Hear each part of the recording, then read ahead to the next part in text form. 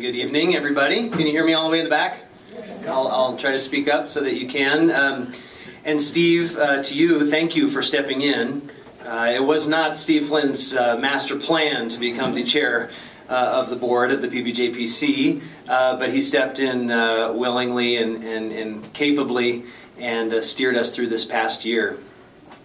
I also want to thank the fellow board members, all of whom are going to continue for at least another year, and that made a big difference in my agreeing to become the chair of the board for the coming year.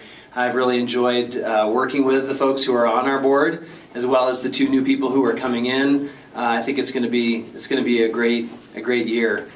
I don't know about you, but when I've come the last few years to this event and I look around, there is like balm for my soul. Do you feel it? Do you feel that you're not alone in the struggle for justice and peace? I think in our society, in our world, it's so easy to feel isolated. How many times does it go through your head over the course of a year? Am I the only one thinking about these things or caring about these things or wondering if there's another way than the way that's being promoted as the way? And so it just means a lot to me to be able to come into a place like this and look around and say, oh, okay, here's my people.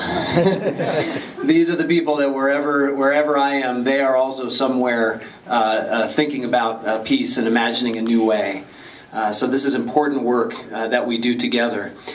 One of the reasons that I support the JNP, that I serve on the board, and that I'm just grateful for its existence, perhaps the primary reason, is because I think especially in a place like Colorado Springs, we need a witness to some other kind of way. We need a voice that says the way to security is not by having more and bigger weapons. The way to security is about building community. It's about learning how to be in conversation with each other. It's about building networks of respect for one another. And I just so appreciate that the Justice and Peace is that kind of witness in Colorado Springs. I also like that we do a great potluck. You know, not every group can do that, and this is like totally uncoordinated. But there weren't too many Jell-O salads back there. The sweets table maybe got a little bit heavy, but I really like that actually. And then finally, I love looking around and realizing what incredible history there is in this room. Folks who've been a part of the struggle for years and years, for decades, and whom we could sit at the feet of and hear the stories about what it has meant to resist violence in our culture for so long. And there's also a new perspective, and you'll hear, for example, from Mary Jones in a little while, but there are new perspectives in this room. We are a multi-generational gathering from different walks of life, and that is a very important and I think very strong feature of our commission. I just want to talk to you a little bit about some of the work that the board has already done and that we will be doing in the year to come. We decided earlier in the year that we wanted to do what we do even better and more effectively. And so one thing that we did was to join the Center for Nonprofit Excellence. There is a chapter of that center here in Colorado Springs. Some of you are aware of that. They assist nonprofits with all kinds of resources in order to strengthen the work that they do. So we joined that center.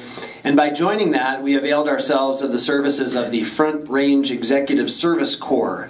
And these are folks who have headed up the boards as well as executive directors of nonprofits throughout the state. They essentially volunteer their time. We did expend some funds in order to use their services, mainly because they feel like if you've got some skin in the game, you're more likely to follow through. And so we were committed and we did that. We held a strategic planning retreat for our board on December 8th. And out of that came a report that we need to work. In other words, I'm not here to say we've got a strategic plan and here it is. I'm here to tell you that we've begun the work of developing a good plan for our organization. And I just want to highlight a few of the items that we came upon. One is that we just need to kind of shore up what we do as a board, get clearer about that. That it means creating some job descriptions for board members. It also means creating a few board subcommittees that can do work in between our board meetings. It also means being even better about communicating with all of you, the members of the JNP, the work that we're doing and the direction that we're charting forward. We also decided we need to do an even better job of engaging you as the members of the JNP throughout the year. In other words, it can sometimes feel like we're meeting as the board and we're going, so, what is the rest of the membership doing? And are they feeling like they know what they can do to be the JNP throughout the course of the year? So we're going to work on defining ways for members to get involved, to bring your passions and interests, to communicate with others, to get involved over the year. That's part of the reason why we've set up these tables. We've got the green sheets on the tables. We want to know, like, over the course of the year, what are you interested in doing? We hope we don't just see you next year at the annual meeting. We hope we see you next year at the annual meeting and say, isn't that amazing what we've accomplished in the past year? And thank you, and thank you, and thank you, and thank you for all of these things that you have done. So the second piece of it is kind of engaging our membership. Thirdly, as Melissa pointed out, we really need to do some work around fund development. We wish it weren't so. We wish the manna of money was just falling from the sky and we had all we need, but we need to do that work. I feel passionately that we need to pay our executive director a just wage, and currently we don't. Steve puts in a lot of work. I feel it in my gut to think the amount of work he does that frankly we don't compensate him for. And part of that is that he's passionate about the work that he does and he loves this organization that he serves. But we really need to look at that and try to increase his compensation and benefits. I think as a justice organization, we owe it to him and we owe it to ourselves to compensate our staff person justly. So that is just one reason we need to work on our fund development. I think we want to become a solvent organization moving forward. So that is the third. And then the fourth thing is just to try to kind of hone our program, what it is that we do. Isn't that an incredible report, the annual report?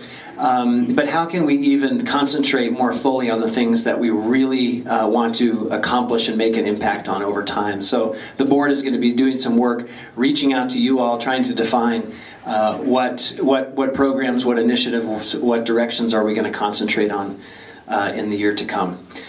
I'm excited. I think it's going to be a great year, a great year of learning and growing. And I thank you for your support of the JNP, for your support of my leadership and the leadership of the board of directors. And thanks for listening.